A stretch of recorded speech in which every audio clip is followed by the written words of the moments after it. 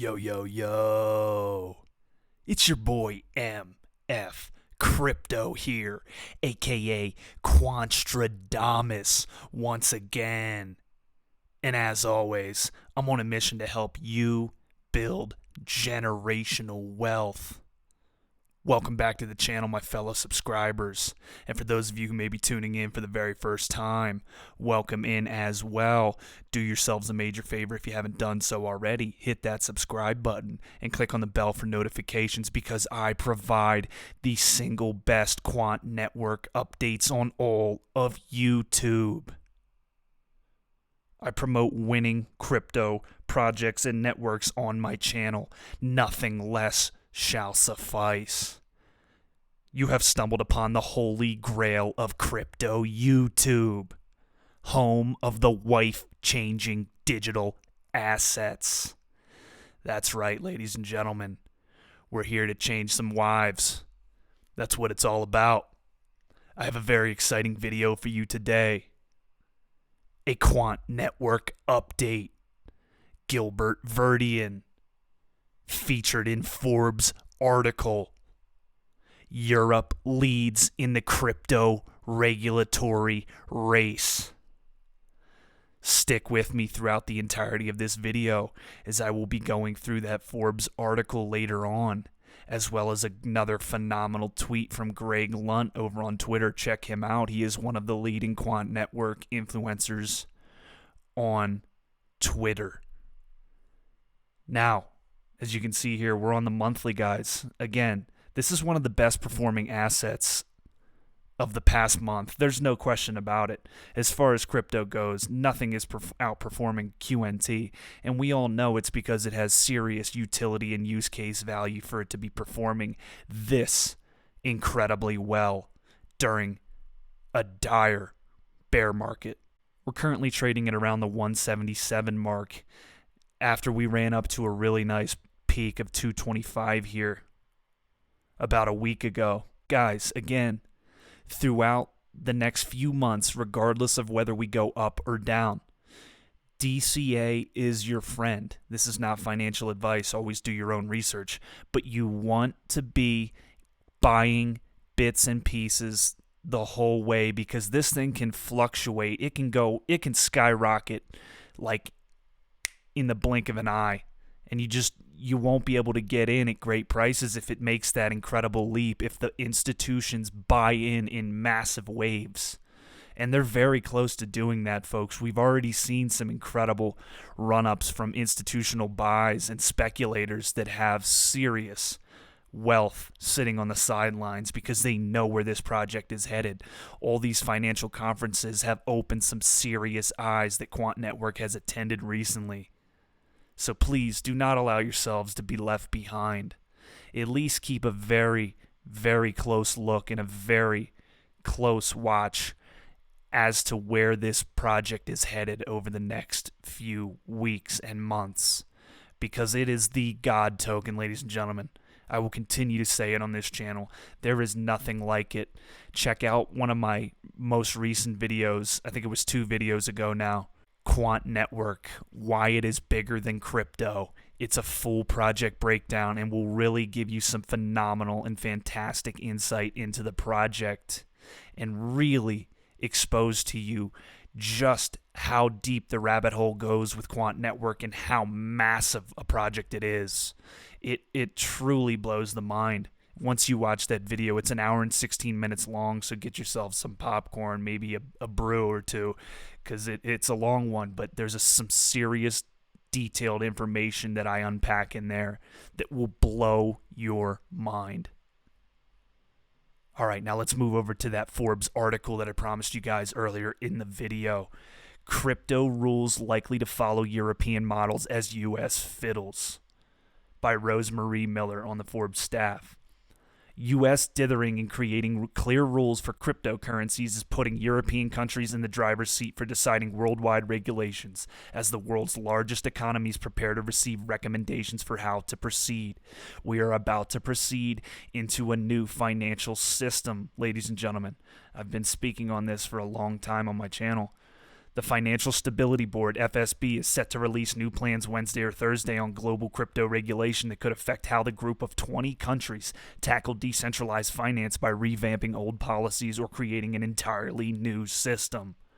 They are going to create an entirely new system, even if at first they decide to keep the old system a part of it while they usher in the new one or bring it along slowly. A new system is being created behind the scenes right now. So my goal, as always, is to show you what projects are going to be implemented and utilized at the forefront of that new system. While it has firm models from Europe, the U.S. Treasury's goal of leading the development of digital asset development may be frustrated by the inability of Congress to pass laws clearly defining rules for the domestic crypto market. There's been a lot of dragging of the feet. We've seen the SEC lawsuit with Ripple Labs and XRP. That whole debacle. They are taking a very hardline approach, at least for now, and being very combative with cryptocurrency firms and corporations that are trying to usher in this new digital renaissance and asset revolution. It'll be interesting to see what happens over the next few months when I expect a massive market downturn.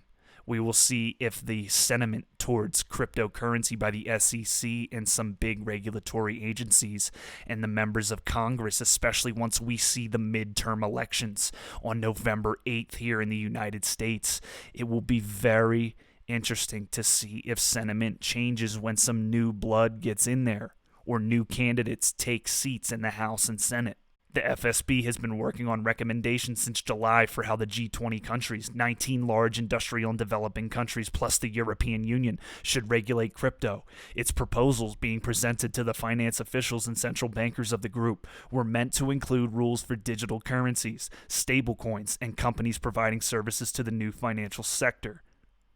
While some of the G20 countries already have firm rules in place, the United States has failed to enact crypto laws, leaving it to regulatory agencies to interpret what is allowed under current legislation.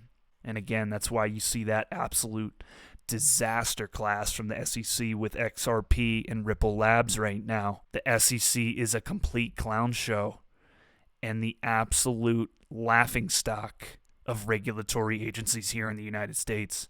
You've got forward-thinking jurisdictions like Europe and Switzerland, for example, who are very clear on different types of crypto assets, says Gilbert Verdian, our guy, the OG CEO of Quant, a blockchain-based financial technology company in London, and ladies and gentlemen, so much more.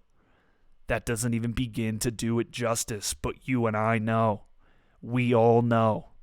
The people on my channel, my subscribers, all are very much aware that Quant is a monster lurking in the shadows, about to take over.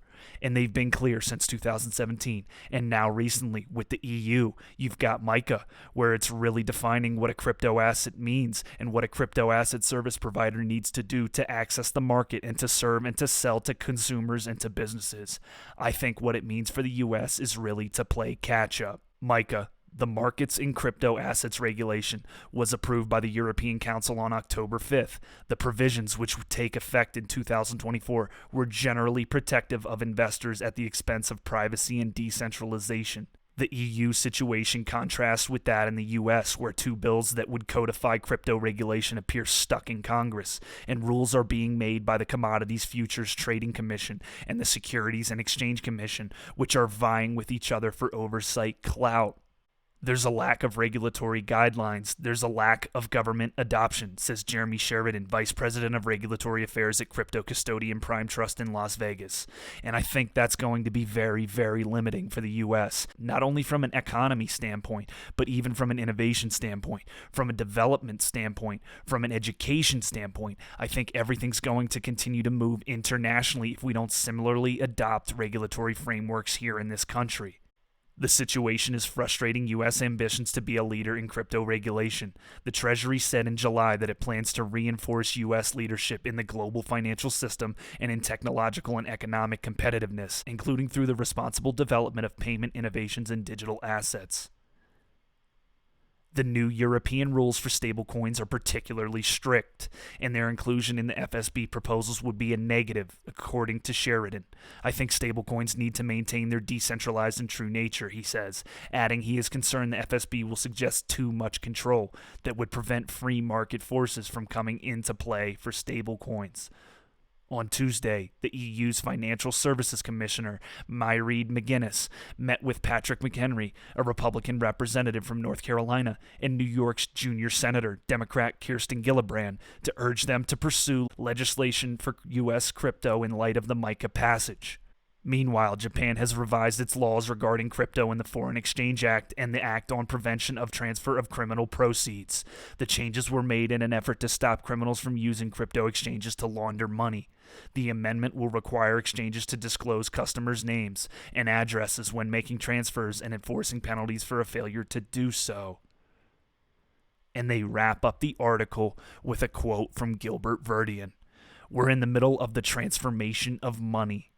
How many times have you heard me say this? It's a complete and entire transformation of money to a digitalized form, to a tokenized form, a digital asset revolution, says Verdian. And this only happens every 30 to 40 years, where the financial system has the opportunity to evolve for something that's fit for purpose for the next 30 to 40 years. Having intelligence built into digital assets, into traditional assets such as securities and also money, really is transformational. Guys, what this all boils down to at the end of the day, and they have shown their cards, the SEC especially, it is all about political power and power to decide the future. These regulatory bodies, as we've seen, just in the article has said it alone. Let me scroll back up to it so you see exactly what I'm referring to. Commodities Futures Trading Commission and the Securities and Exchange Commission, which are vying with each other for oversight clout. Again, it's just a pissing match. Everybody is trying to be the big dog that gets to make the rules. This is the problem that we're seeing here in the United States. Instead of trying to get it right and work with each other to find proper regulations moving forward so that these cryptocurrencies can be ushered in, central bank digital currencies can be ushered in a more timely fashion, and get on board and on pace with Europe as they are rapidly moving towards those CBDCs and stablecoins. We are seeing a massive failure from our own regulatory agencies here in the United States and Congress not being able to find a way to get this done. But I tell you what, Gilbert Verdian, his team has their end done, and they will usher in their overledger system, and Quant Network will be at the forefront of this digital asset revolution. Believe me, the United States will eventually get it right, but as of now, they are dragging their feet. I'm going to finish today's video off with the aforementioned Greg Lunt 27 on Twitter. Guys, check him out. He's great. You should definitely be following him if you have a Twitter account and are interested in Quant Network. Amazing stat. Nexi Group, EU's #1 paytech, processed 76% of in-store mobile transactions for all of Italy in the first half of 2022. Over time, Quant is positioned to capture this TX volume as Nexi's DLT interoperability provider. I have gone over in previous videos Quant Network and Nexi's connection, and Quant Network being their sole interoperability provider moving forward. Milan, October 18, 2022. In the first 6 months of the year, Nexi recorded a 185% increase in in-store smartphone transactions in Italy, representing a 164% growth in volumes compared to the same period in the previous year. In the first half of 2022, the paytech processed 76% of all in-store mobile transactions in Italy, increasingly driving the development of this segment, which is confirmed to be growing steadily.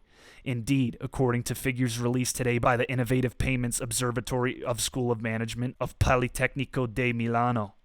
Yeah, you guys didn't think I had it in me, did you? In the first 6 months of the year, there has been an overall increase of 139% versus 6 months of 2021, reaching a value of 6 billion euros. 90% of this amount, representing a further acceleration from previous years, was generated by purchases made with apps such as Google Pay, Samsung Pay, and Apple Pay, which provide the virtualization of the card on a smartphone, a clear indication of how Italians prefer these solutions for their in-store mobile purchases. Just wait until we have tokenization on a much higher level. Everything is going to be tokenized, guys. Try to picture this because it's coming down the pipeline rapidly. Confirmation of this can also be found in the growth of Nexi cards registered on payment apps, plus 58% in the first 6 months of 2022 compared to the same period of 2021. For Quant to be partnered up as Nexi's sole DLT interoperability provider is absolutely massive, guys. They have the network connections in place. Quant network is going to be so enormous and very critical to the future of blockchain success and cryptocurrency success as a whole. Thank you for listening. Thank you for tuning in. This has been another featured presentation by MF Crypto, aka Quantstradamus, the #1 source for all your crypto needs. I'll see you next episode. Cheers.